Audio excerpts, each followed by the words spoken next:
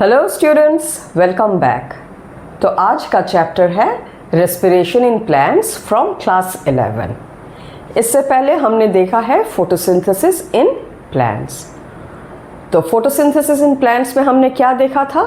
How do plants make their own food, right.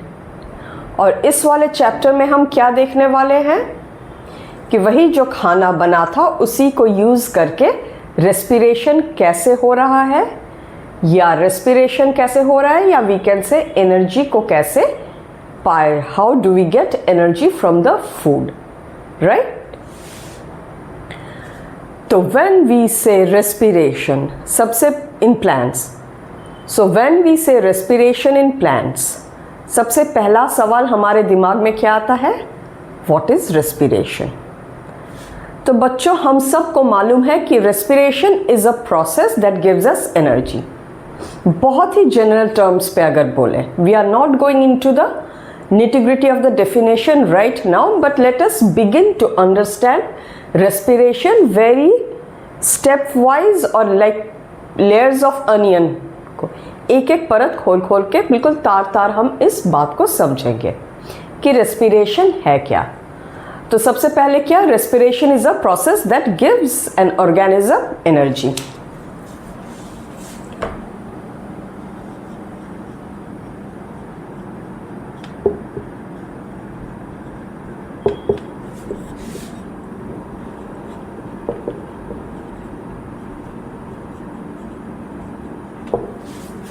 Clear? तो respiration अगर energy देता है तो किस चीज से देता है? What does it do?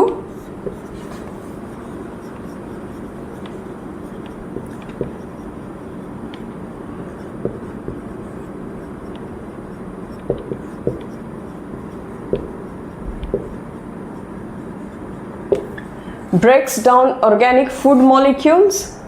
Break down अगर हो रहा है तो क्या है ये प्रोसेस? एनाबॉलिक है या catabolic? This is a catabolic process, right? So let us write a catabolic process.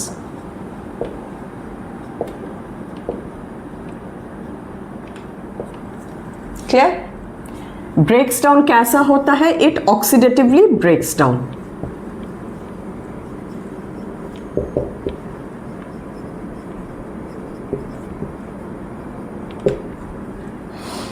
मतलब उस ऑर्गेनिक मॉलिक्यूल को ऑक्सीडेशन किया जाता है। Now that oxidation can be complete या incomplete depending on oxygen use हो रहा है कि नहीं।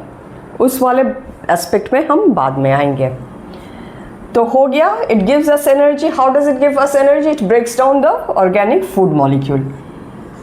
Is this a single step? Respiration is always a multi step.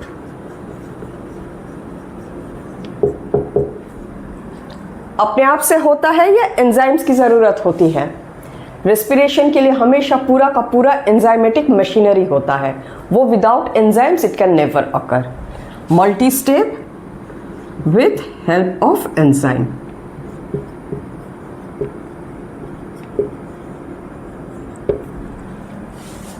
Clear है? और मल्टी स्टेप से होता है तो उससे क्या होता है कि एनर्जी जो रिलीज होता है, that energy is not entirely lost as heat. Some of that energy is trapped in the form of energy molecule such as ATP.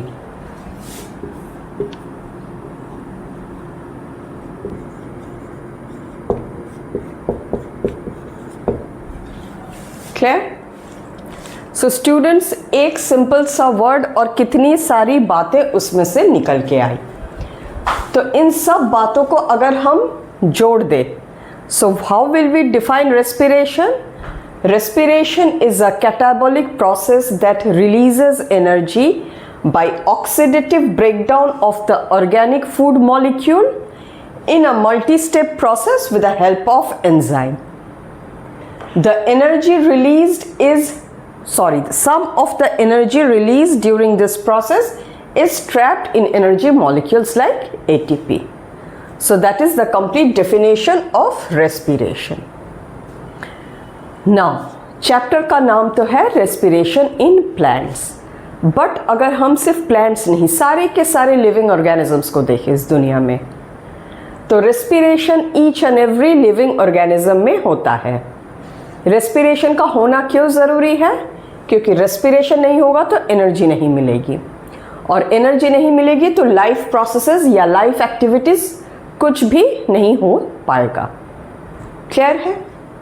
Now when we say कि respiration is necessary or respiration occurs in all the organisms, all the living organisms of this world, it includes everything, eukaryote as well as prokaryote, unicellular से लेके multicellular तक। और multicellular में खाली यही नहीं, multicellular के ईच एंड एवरी सेल को एनर्जी की ज़रूरत है। नाउ जब ईच एंड एवरी सेल को एनर्जी की ज़रूरत है तो ईच एंड एवरी सेल को खाने की भी ज़रूरत है। Now this brings us to a very interesting question. The question is, we are animals, तो हम खाना खाते हैं। Organisms like fungi, they are saprophytes, they get their nutrition from dead and decaying matter. Green plants and cyanobacteria are the only ones which through photosynthesis make their own food. तो इससे हम क्या conclude कर सकते हैं कि all the organisms of the world, they depend on photosynthesis for food. Right? अब जब हम बोल रहे they depend on photosynthesis for food, हम खाना खाते क्यों हैं? सो दैट इसी खाने को तोड़ के हम उससे एनर्जी निकाल सके। तो जब खाने के molecule, the organic food molecule that is being broken down during respiration, it becomes the respiratory substrate. तो वही वाले सेंटेंस को क्या हम बोल सकते हैं कि all the organisms, in all the organisms, the respiratory substrate is directly or indirectly dependent on photosynthesis? Absolutely, we can say. Photosynthesis नहीं होगा तो बाकी के सारे organisms भी नहीं होंगे, खाना अगर हमें नहीं मिलेगा तो respiratory substrate भी नहीं होगा। Now that brings us to the question कि एनिमल्स तो खाना खा लेते हैं, ग्रीन प्लांट्स अपना खाना बना लेते हैं, लेकिन एक ग्रीन प्लांट में, like this is the plant,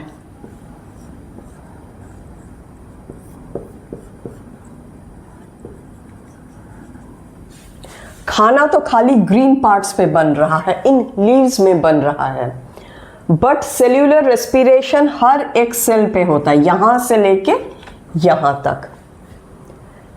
तो यहां के सेल्स पे रेस्पिरेटरी सबस्ट्रेट पहुंचता कैसे है? That is when and where translocation of the food comes into play. So now do you know why the plants have xylem as well as phloem? खाना बन जाने के बाद बाकी पार्ट्स में भी उस खाने के मॉलिक्यूल्स को भेजा जाता है, सो दैट रेस्पिरेशन जब हो उस सबस्ट्रेट को तोड़ा जा सके। Clear?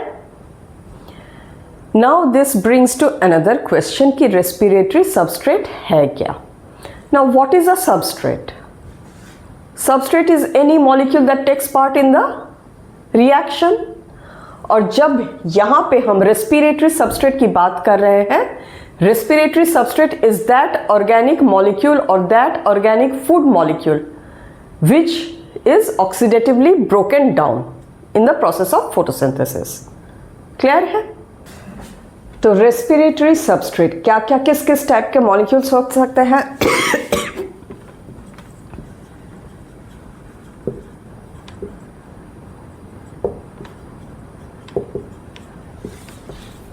So respiratory substrate can be carbohydrates, proteins, fats, organic acid.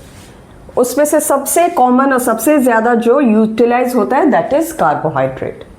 Proteins, fats and organic acids काफ़ी कम होता है and they are under special circumstances. Protein को as a respiratory substrate usually कहाँ देखा जाता है? It is not very common, but अगर देखा जाता है तो we see it in germinating seeds which is very rich in protein. Clear? Fats का भी वही है, the seeds which have a lot of fat reserves during the time of germination, they use some of the fat molecules for respiration. और ये organic acids हमें usually ये succulents में देखने को मिलता है। बट सब कुछ को भी मिला कि सबसे ज़्यादा क्या यूज़ होता है? कार्बोहाइड्रेट। और कार्बोहाइड्रेट में भी it is what? It is always a hexose sugar. Now students, यहाँ पे प्लीज पे अटेंशन। मैंने ग्लूकोज नहीं कहा, मैंने कहा है हेक्सोज शुगर। बिकॉज अभी जब हम ग्लाइकोलाइसिस पढ़ेंगे, the carbohydrate that enters glycolysis is either glucose और अ फ्रुक्टोज। ग्लूकोज एंड फ्रुक्टोज दोनों ही आइसोमर्स हैं। क्लियर है? दोनों ही 6 कार्बन मॉलिक्यूल है, तो दोनों ही हेक्सोज हो गए, सॉरी हेक्सोज शुगर हो गए। क्लियर है? So from an MCQ point of view, please remember, अगर मैं मल्टीपल स्टेटमेंट में दे देती हूं कि which among carbohydrate which is the most widely used respiratory substrate, glucose दे दिया, हेक्सोज शुगर दे दिया, राइबोज, राइब्यूलोज, कंफ्यूजन हो जाएगा कि हेक्सोज शुगर्स होगा या ग्लूकोज होगा। अगर दो इसी तरह के ऑप्शंस दिए हुए हैं जहां की glucose as well as hexose sugar दोनों मेंशन किया हुआ है, always select hexose sugar. This is a very finer difference because glucose and fructose both equally participate, specially in case of plants. Clear है?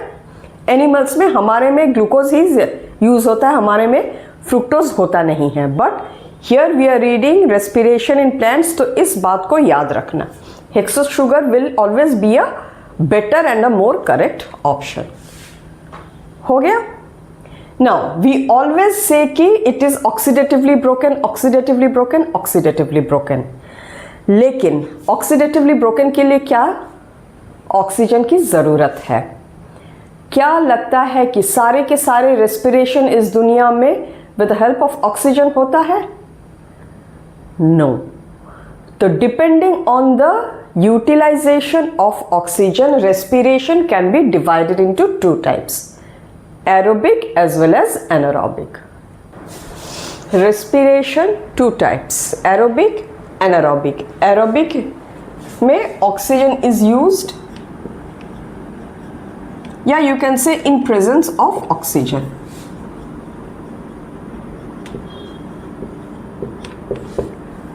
Anaerobic में no oxygen, in absence of oxygen.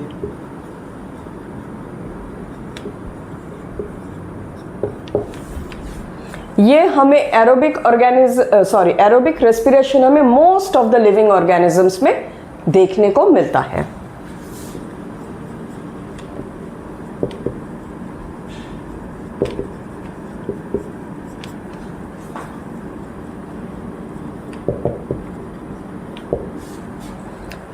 Anaerobic respiration हमें सम micro organisms में मिलता है, not all. Scene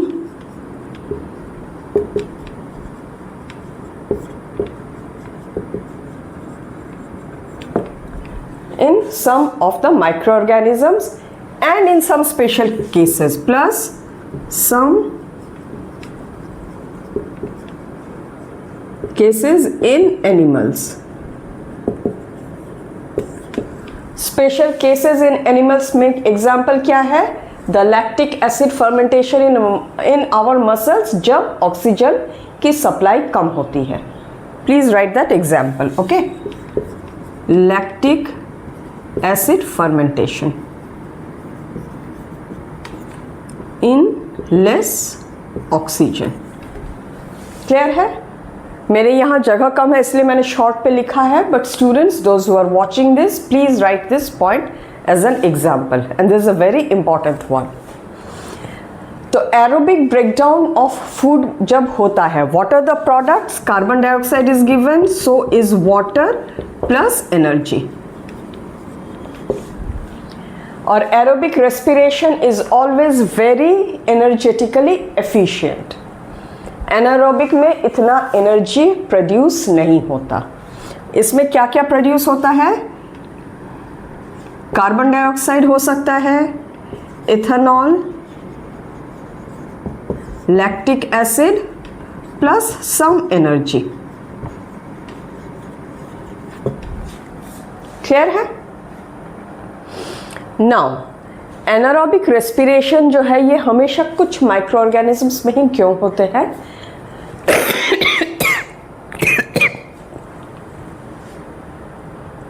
multi cellular organisms या big sized organisms में क्यों नहीं होते? एक तो है कि ये the big sized organisms they are all aerobic, they can not survive with oxygen. दूसरा है कि एनारोबिक रेस्पिरेशन का energy yield is very less. इतने कम एनर्जी में माइक्रो ऑर्गेनिजम्स ही सर्वाइव कर सकते हैं। A multi cellular organism with only this less energy cannot survive. That kind of energy will not be sufficient for the aerobic organisms to carry out their life processes. Clear है? Moreover, third reason, please write it down. Anaerobic respiration के जो products होते हैं, they are many time lethal for the organism. Okay? तो ये तो हो गया रेस्पिरेशन के दो टाइप्स डिपेंडिंग ऑन एरोबिक या एनारोबिक। सॉरी, तो ये तो हो गए रेस्पिरेशन के दोनों types depending on oxygen use हो रहा है या नहीं, aerobic and anaerobic. Now aerobic में क्या? We all animals come and so do the green plants. मैं यहाँ लिखती हूँ, we can see it in animals plus green plants. Now aerobic respiration के लिए अगर ऑक्सीजन चाहिए, we animals have breathing organs. हम ब्रीथ कर रहे हैं, गैस एक्सचेंज कर रहे हैं, ऑक्सीजन ले रहे हैं, कार्बन डाइऑक्साइड दे रहे हैं और अंदर ही अंदर हर सेल में रेस्पिरेशन हो रहा है। But what about plants, green plants? वहां पे भी तो एरोबिक रेस्पिरेशन ही हो रहा है और जब एरोबिक रेस्पिरेशन हो रहा है उन्हें ऑक्सीजन चाहिए और वो कार्बन डाइऑक्साइड देंगे as a part of the respiration and that has to be eliminated out. लेकिन ग्रीन प्लांट्स में ब्रीदिंग ऑर्गन्स तो होता नहीं है। Then how do they compensate for the lack of breathing organs? Very interesting. तो सबसे पहले ग्रीन प्लांट्स में गैशियस एक्सचेंज की ज़रूरत एनिमल से कम होती है। Why? Because rate of respiration is लो।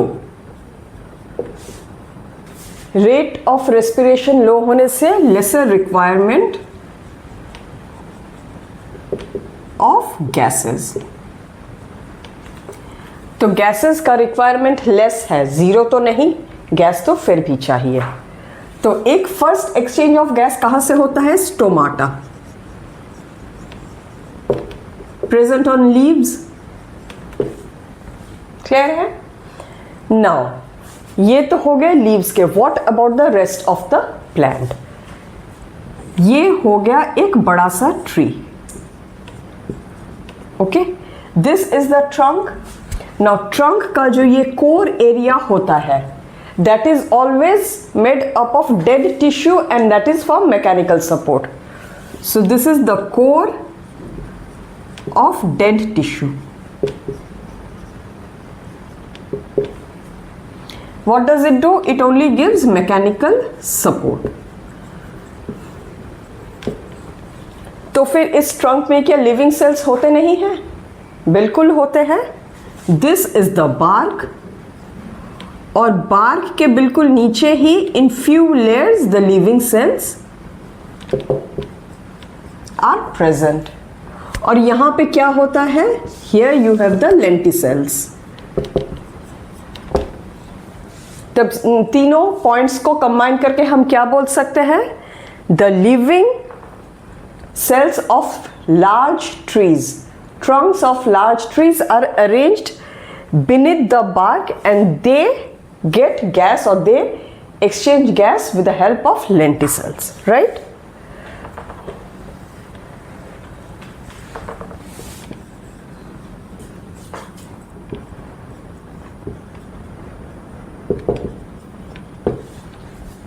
ये हो गया दूसरा exchange method.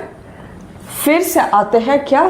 the parenchymatous cells. Now cortex, cortical region of any part, be it the mesophyll of leaves, cortex of stems या cortex of root, they are always parenchymatous, and parenchymatous are loosely arranged. So parenchymatous cells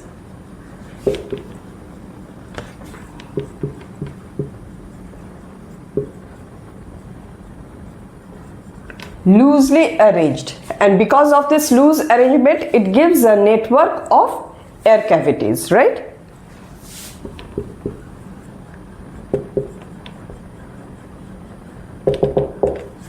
network of intercellular air cavities, इससे क्या होता है, सारे के सारे बहुत सारे cells at least one side of the और one surface of the cell has an access to air exchange.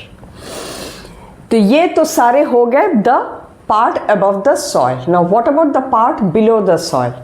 Respiration खाली ऊपर नहीं, रेस्पिरेशन रूट्स में भी होता है. So what is the epidermal layer of roots called? It is epiblema. Epiblema are permeable to gases like carbon dioxide and oxygen, तो वहां से वो gaseous exchange पे help करते हैं. This point is not given in your NCERT book, but ये मैं दे रही हूँ, and this is a very important point. So students please note it down. Clear है? तो अब तक हम खाली प्रीफेज ऑफ रेस्पिरेशन देख रहे थे कि रेस्पिरेटरी सबस्ट्रेट क्या है, रेस्पिरेशन एरोबिक है, एनारोबिक है. Respiration is an energy giving process. इसके लिए हमें खाने की ज़रूरत है. Organic food molecules are broken. Aerobic हुआ तो एक तरीके का ब्रेकडाउन, एनारोबिक हुआ तो दूसरे तरीके का breakdown. And green plants, how do they compensate for the lack of respiratory organs? Green plants में गैसियस एक्सचेंज कैसे होता है, राइट? एनिमल्स में तो ब्रीदिंग हो जाता है, and breathing is not equivalent to respiration. Breathing is always a part of respiration that helps in respiration. Clear है? नाउ अब तक हमने जो डिस्कस किया है, these are the points that are going to be there on the screen. I would request all the students to take a screenshot of that. Okay?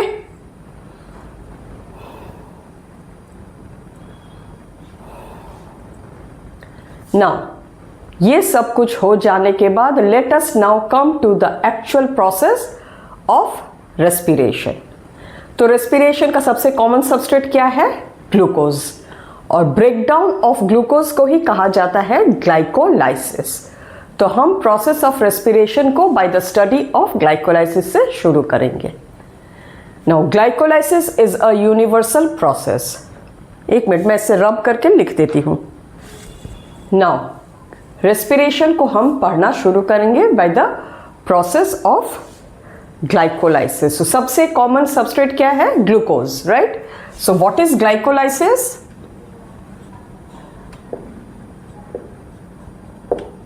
Glyco and lysis. Lysis मतलब breakup या splitting. So splitting of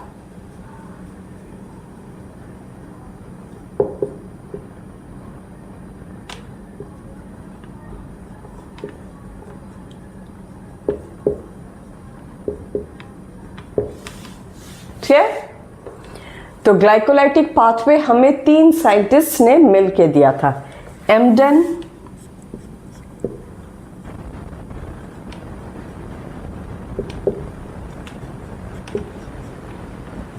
Meyerhof and Parnas. They three were Emden, Gustav Emden, ये जे Parnas. मेयरहॉफ का नाम मुझे अभी याद नहीं आ रहा है. Please look into your book. They had given this pathway in the year 1930. They three were German scientist. Okay, इसीलिए ग्लाइकोलाइसिस को बहुत बार EMP पाथवे भी कहा जाता है. ओके, ग्लाइकोलाइसिस होता कहाँ है? ग्लाइकोलाइसिस अकर्स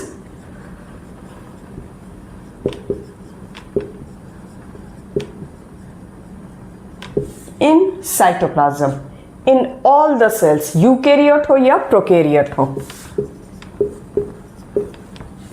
अब साइटोप्लाज्म में होता है तो प्रोकैरियोट्स होने से भी कोई प्रॉब्लम नहीं है, बिकॉज प्रोकैरियोट में भी साइटोप्लाज्म ही है, ऑर्गेनेल्स का कोई सिलेक्ट अब बात नहीं है यहाँ पे। ओके, द ग्लूकोज जैसे in eukaryotic cell, in plants the glucose is being made in the chloroplasts, but वहां से निकल के glucose is coming to the cytoplasm and that is where it undergoes glycolytic breakdown. क्या ये complete oxidation of glucose होता है? No. So glycolysis is incomplete.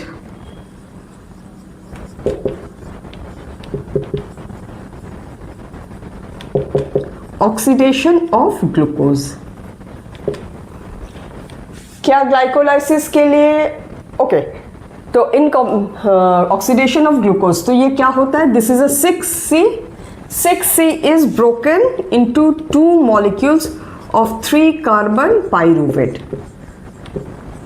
Pyruvate कह लो या पाइरूविक एसिड कह लो, thing is the same.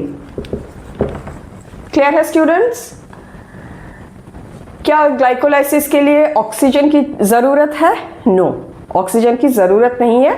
So glycolysis is an anaerobic process.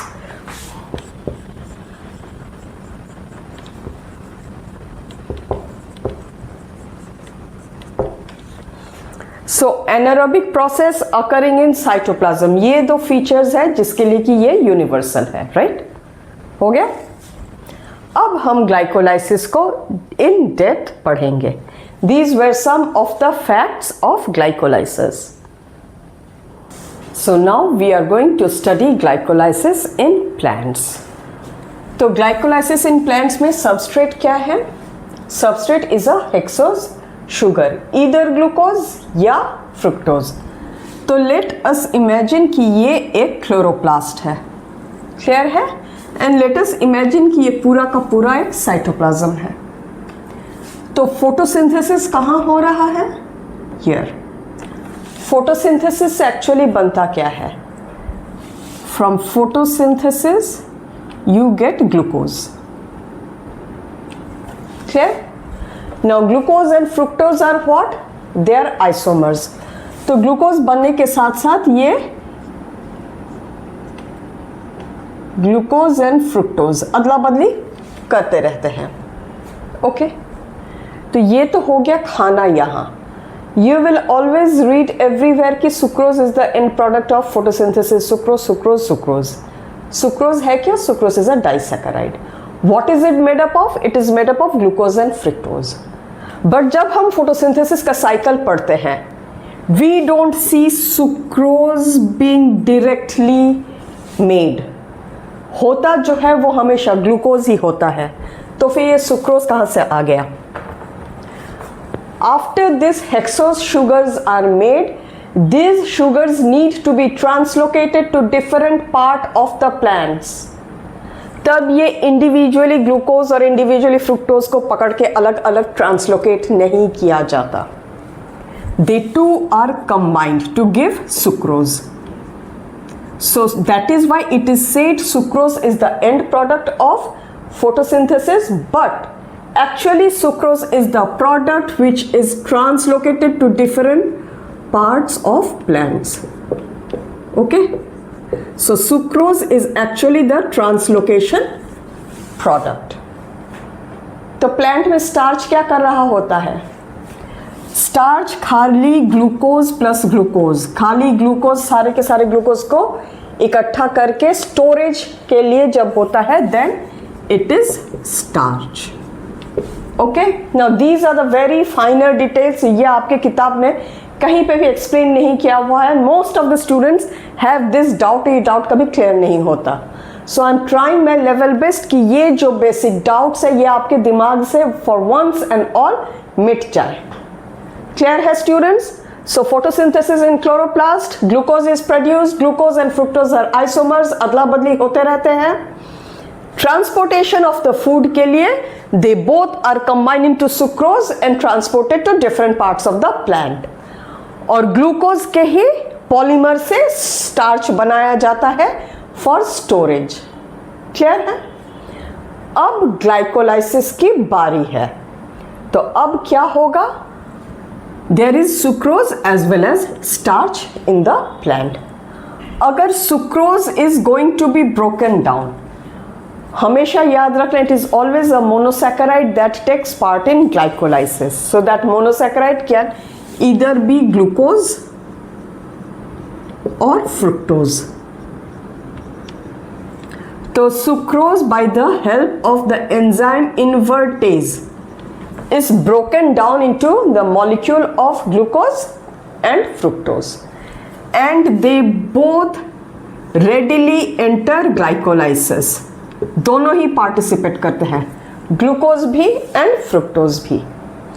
और अगर स्टार्च को तोड़ के ग्लाइकोलाइसिस करना होगा, देन इससे खाली ग्लूकोज निकलता है and then glucose only enters glycolysis. All clear? Now let us see glycolysis का प्रोसेस क्या है. स्टूडेंट्स, ये तो हो गया क्लोरोप्लास्ट. यहाँ पे लेट अस इमेजिन कि the glucose channel called GLUT है. तो यहाँ से glucose has come out and this is the cytoplasm. तो first step in glycolysis is what? Glucose का फॉस्फोराइलेशन. फॉस्फोराइलेशन मतलब व्हाट? Addition of phosphate. मेरी यहां अगर मैं 10 स्टेप्स लिखूं ना तो जगह कम हो जाएगा, इसीलिए फर्स्ट फ्यू स्टेप्स को मैं ऐसा लिखती हूं, फिर मैं ऐसा जाऊंगी. ओके? तो ग्लूकोज को, विच is a 6 carbon compound, phosphate जोड़ दिया जाता है. तो ये फॉस्फेट आता कहां से है? ATP से.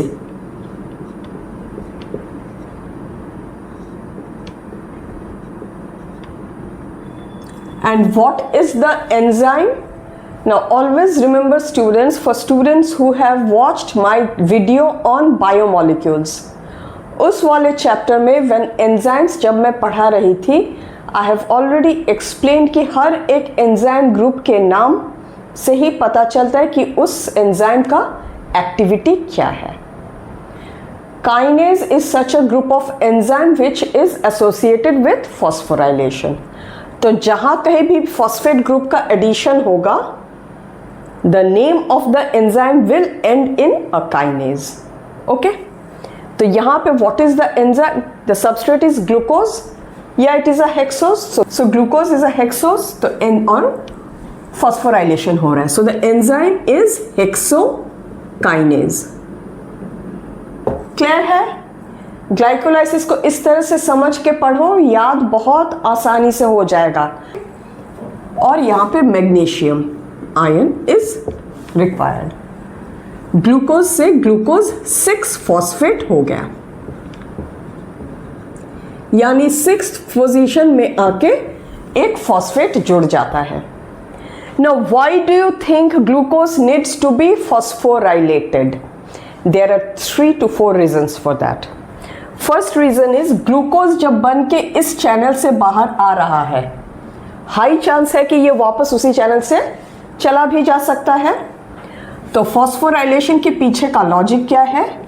1 2 3 4 5 6, ये 6 मॉलिक्यूल कार्बन है, इसको ये ग्लूट से अगर वापस ये चला ना जाए, इसीलिए इसके 6th पोजीशन पे एक फॉस्फेट ग्रुप ऐड कर दो, तो ये अटक जाएगा.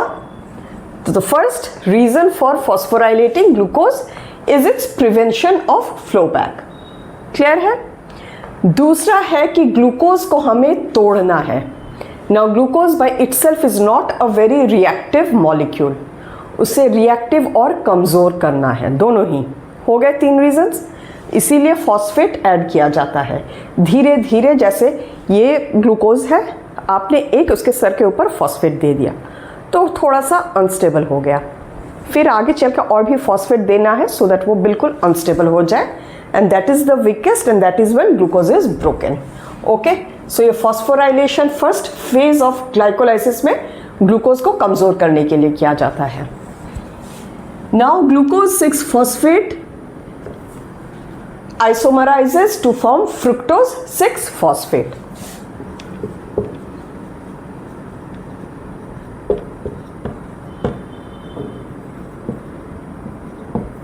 नाउ इसके लिए एंजाइम क्या चाहिए?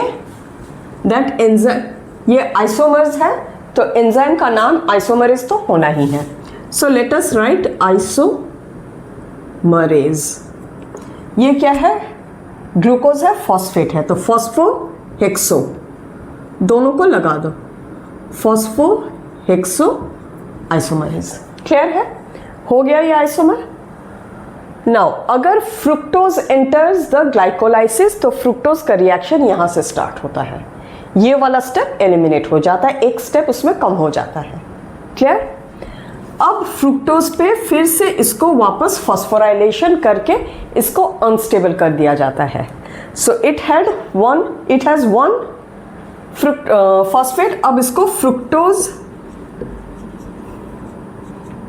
1,6 बिस फॉस्फेट बना दिया जाता है.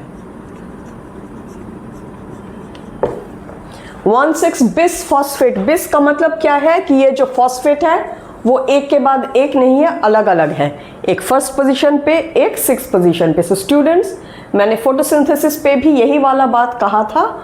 I had explain. यहाँ पे भी don't get confused and right biphosphate. Biphosphate नहीं होता. अगर बाइफॉस्फेट नाम पे है उसका मतलब 1 and 2, ये 2 and 3 consecutively phosphate group arrange किया हुआ है. बिस का मतलब कि they are non consecutive. Please remember this. Okay, हो गया. तो ये फॉस्फोराइलेशन जब हो रहा है, यहाँ पे भी फॉस्फेट की जरूरत है, तो यहाँ पे भी एक एटीपी यूज हो जा रहा है. एटीपी से एडीपी फॉस्फोराइलेशन हो रहा है, तो जो भी एंजाइम होगा उसमें एक काइनेज होना ही है. क्लियर है? तो काइनेज से पहले क्या बैठा दो? 6 फॉस्फेट फ्रुक्टोज है तो फॉस्फेट एंड फ्रुक्टोज को बिठा दो, तो फॉस्फो फ्रुक्टोकाइनेज हो गया. तो यहां से जो यहां तक का स्टेप था, this is all about activating and destabilizing the glucose molecule. Now this molecule is very unstable. इसके सर पे दो फॉस्फेट है. This is the perfect time to split it.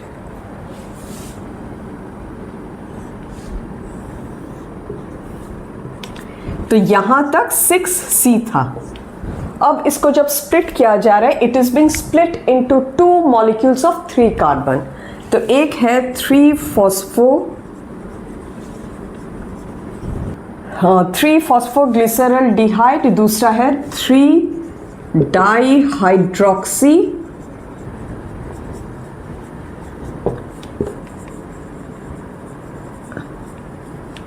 Acetone phosphate.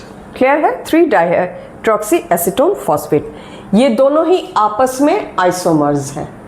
Okay, तो इस वाले स्टेप को कौन सा वाला एंजाइम वो प्रोसेस को कर रहा है? That is aldolase.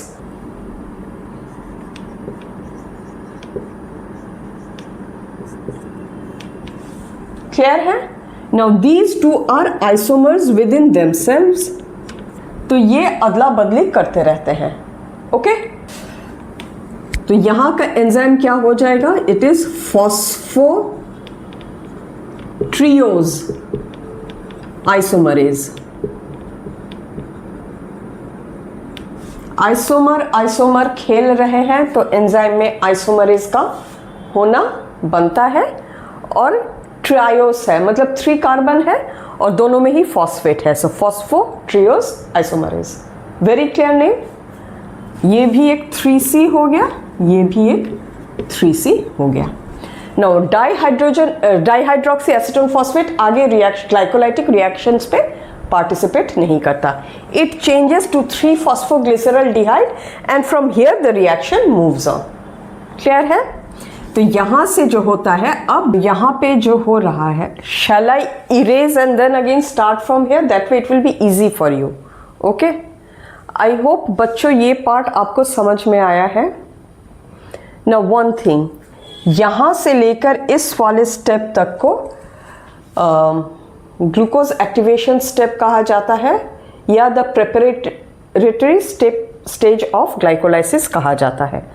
वाई? उसका एक कारण ये भी है कि यहाँ पे एटीपी यूज हो जा रहा है, सिंथेसाइज नहीं हो रहा है. इसके बाद वाले स्टेज को जितने भी स्टेप्स हैं उनको पे ऑफ स्टेज कहा जाता है, क्योंकि एटीपी इसके बाद सिंथेसिस होने वाला है। ओके, यही एक छोटा सा पॉइंट है।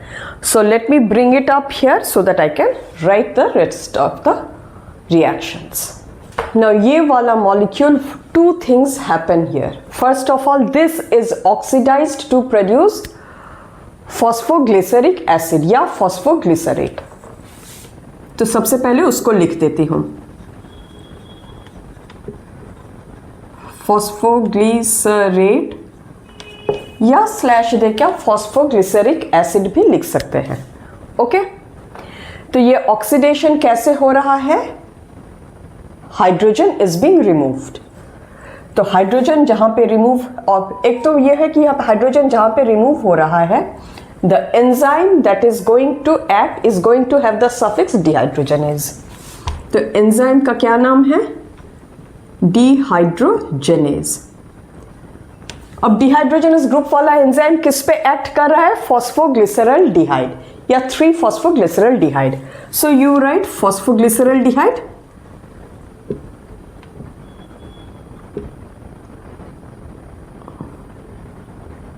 Dehydrogenase is the name of the enzyme.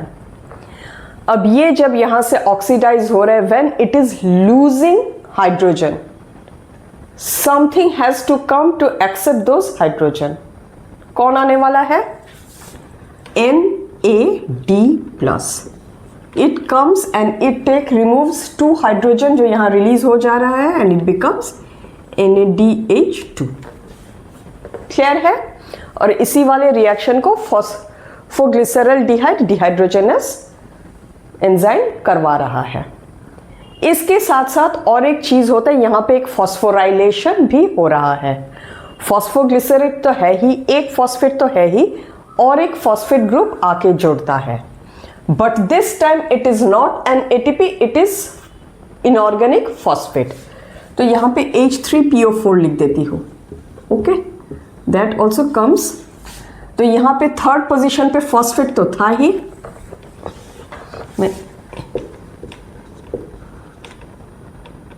Third position पे तो फॉस्फेट था ही। दूसरा वाला फॉस्फेट जो इस इनऑर्गेनिक फॉस्फेट से लग रहा है, वो फर्स्ट पोजीशन पे आके लग जा रहा है। सो इट बिकम्स 1,3 बिसफॉस्फोग्लिसरेट या बिसफॉस्फोग्लिसरिक एसिड। ओके, नाउ ये एक 3 कार्बन है, तो 6 से यहां पे 2 मॉलिक्यूल्स ऑफ ये हो रहा है, तो हर चीज को आप 2 से मल्टीप्लाई कर दीजिए। 2 2 क्लियर है? तो 2 मॉलिक्यूल्स ऑफ ये भी प्रोड्यूस हो गया। 1,3 बिसफॉस्फोग्लिसरेट। 1,3 बिसफॉस्फोग्लिसरेट से अब एक फॉस्फेट हट जाने वाला है,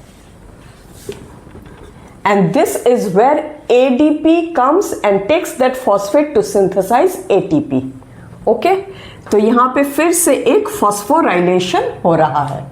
किसका फॉस्फोराइलेशन हो रहा है? ADP का।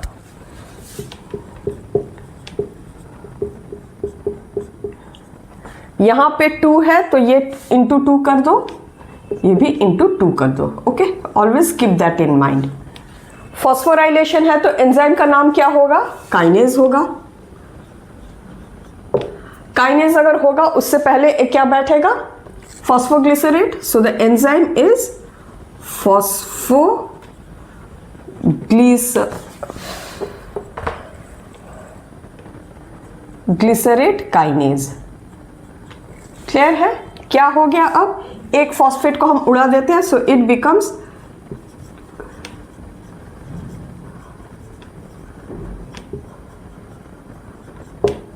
3-phosphoglycerate. All clear? नाउ यहां पे फॉस्फोराइलेशन हुआ, और इस फॉस्फोराइलेशन में एक मॉलिक्यूल और दूसरा मॉलिक्यूल है। क्या यहां पे कोई ETC है या ETS है? नहीं है। क्या यहां पे लाइट है? नहीं है। सो ऐसे ही फॉस्फोराइलेशन को क्या बोलते हैं? सबस्ट्रेट लेवल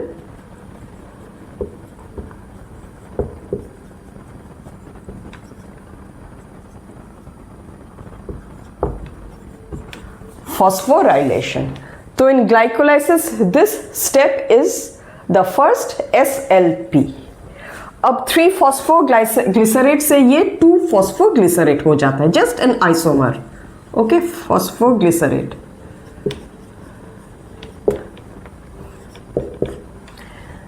तो यहां पे ये 3 फॉस्फो से 2 फॉस्फो हो रहा है, खाली फॉस्फेट का पोजीशन चेंज हो रहा है, लेकिन यहां पे एंजाइम का नाम आइसोमरेज नहीं म्यूटेज है। ओके, फॉस्फोग्लिसरोम्यूटेज हो गया। नाउ फॉस्फोग्लिसर, यहां से comes the enzyme enolase.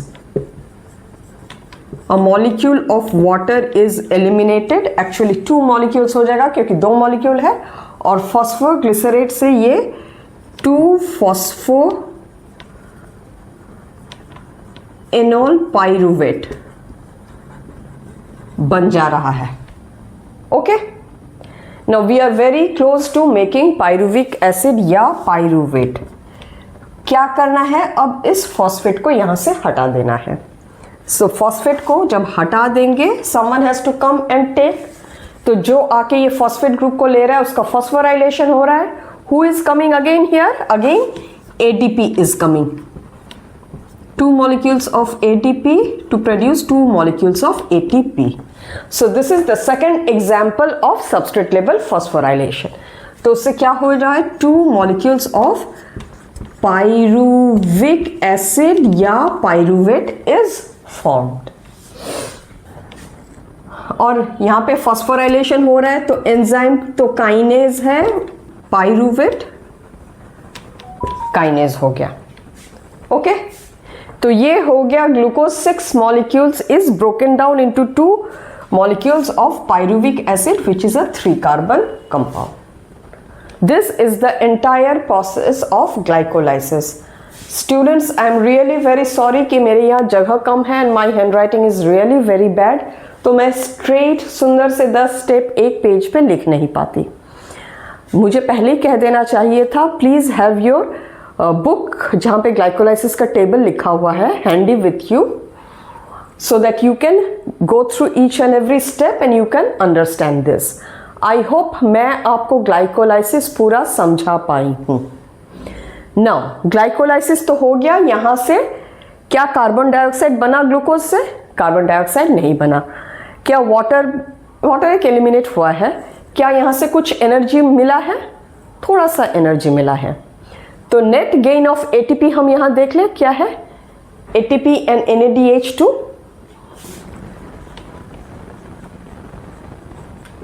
तो ग्लूकोज से ग्लूकोज 6 फॉस्फेट और वहां से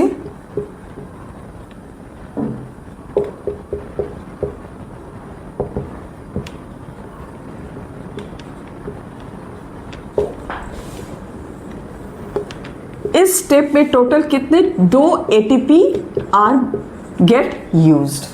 क्लियर है? तो ये तो हो गया द फर्स्ट और द प्रिपरेटरी फेज और the activation phase of glucose. अब हम सेकंड पे ऑफ फेज में आते हैं। तो वहां पे ATP सिंथेसाइज फर्स्ट टाइम कहाँ हो रहा है? जब 1,3-bis फॉस्फो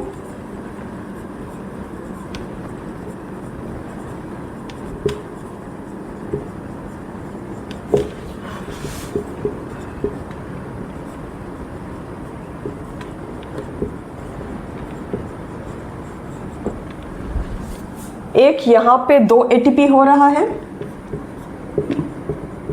सिंथेसिस।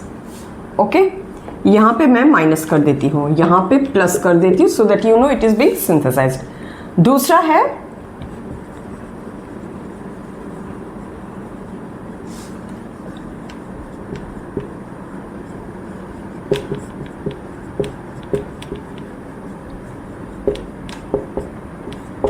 यहां पे भी 2 ATP सिंथेसाइज हो रहा है। So in total 4 ATP is being synthesized, but 2 ATPs also being used up.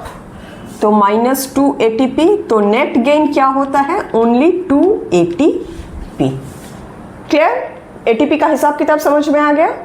Now the reducing agent NAD and NADH2। NADH2 एक ही 2 हो रहा है, ये हो रहा है ATP plus 2 molecules of NADH2 are synthesized. तो ये हो गया the energy equation of glycolysis. तो ग्लाइकोलाइसिस से हमें क्या मिला? Partial breakdown of glucose to a 3 carbon compound pyruvic acid. अब ये जो पायरुविक एसिड बना है, it has been formed under anaerobic conditions, यानी कोई ऑक्सीजन यूज नहीं हुआ. यहाँ से लेके पायरुविक एसिड का fate can go in 3 ways. First, एक को मैं एनारोबिक बोल दे रही हूँ मोटा मोटा, दूसरा को एरोबिक. ओके, इसमें देयर आर 2 वेज. एक है अल्कोहल फर्मेंटेशन,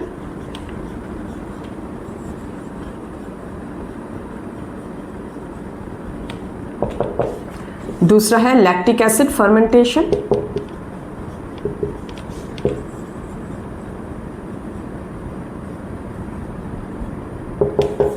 और एरोबिक में it is complete oxidation.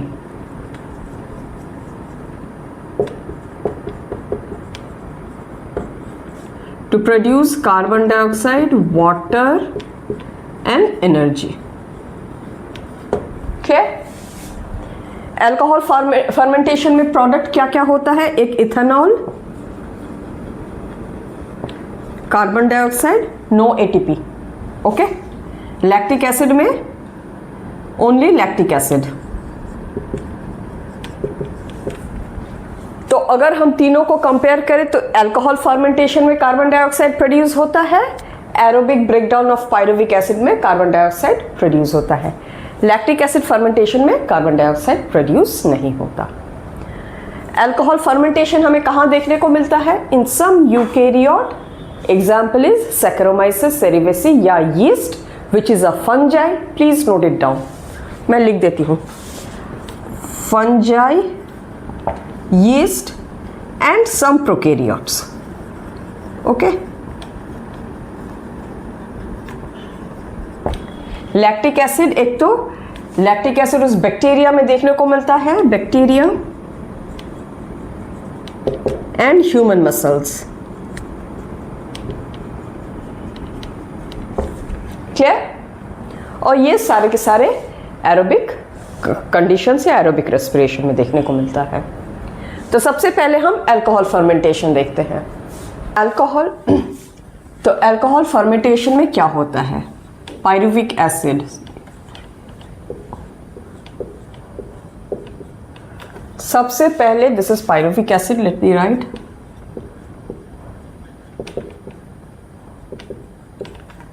This undergoes decarboxylation, मतलब ये एक कार्बन डाइऑक्साइड को इट लूजेस. तो एंजाइम का नाम क्या होगा? डीकार्बोक्सिलेज तो होगा ही. डीकार्बोक्सिलेशन हो रहा है, डीकार्बोक्सिलेज.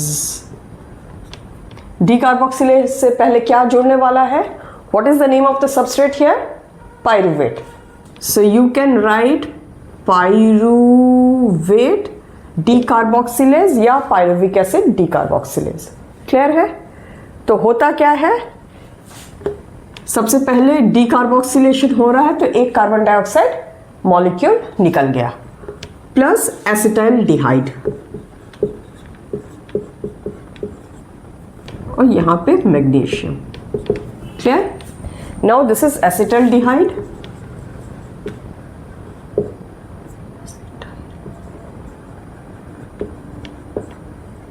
एसिटाइलडिहाइड अब अल्कोहल में रिड्यूस होने वाला है.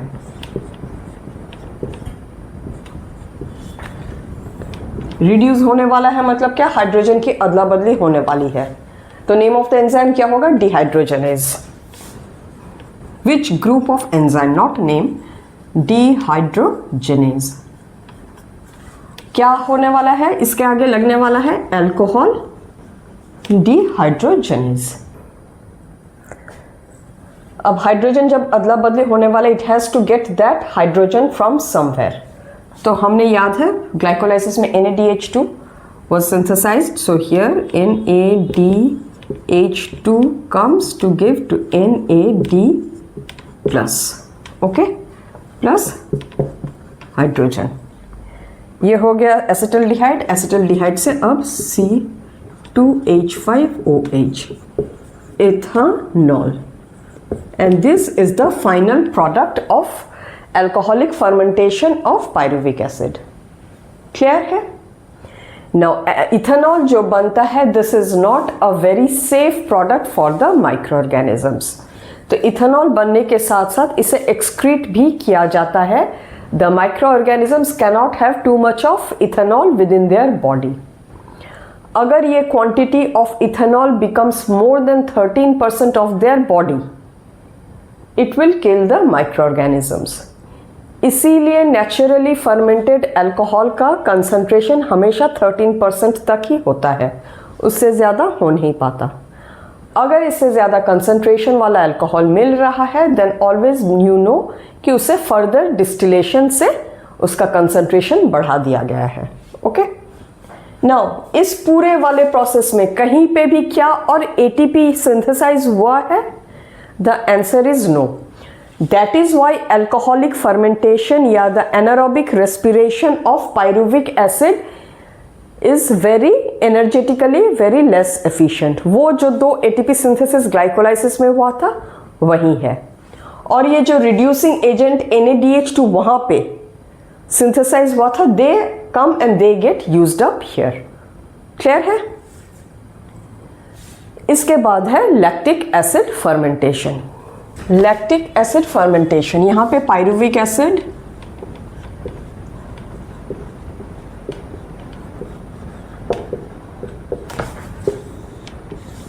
एंजाइम क्या है? The enzyme is lactic acid dehydrogenase.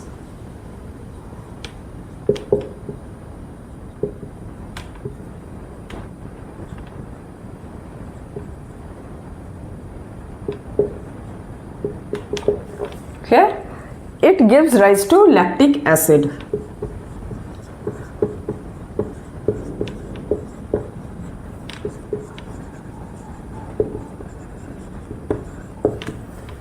ये भी एक 3 कार्बन कंपाउंड है, ये भी एक 3 कार्बन कंपाउंड है।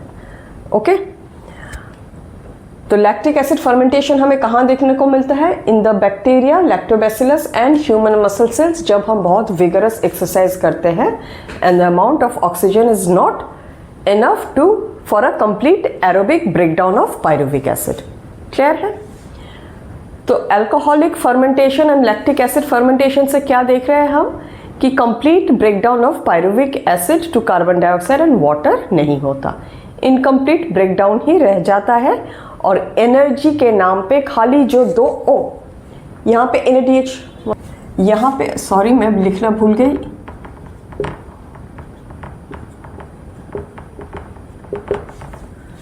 NADH2 जो सिंथेसाइज हुआ था that also gets used up. Okay, और यहाँ पे एनर्जी वाइज ATP और सिंथेसिस होता नहीं है। ग्लाइकोलाइसिस में जो दो गेन ऑफ ATP था वही इनका एनर्जी आउटपुट होता है। So these are very energetically less efficient process।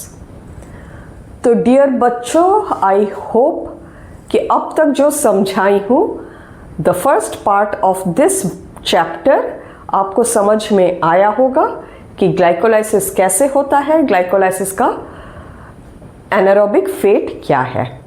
इसके बाद हम नेक्स्ट वीडियो में देखने वाले हैं द एरोबिक फेट या the aerobic breakdown of pyruvic acid. तो उसके लिए एक दूसरा वीडियो बनाऊंगी। आई होप मैं आज जो भी समझाई हूँ आपको समझ में आया। And please students who are watching the video, don't forget to give your feedback and your comments in the comment section.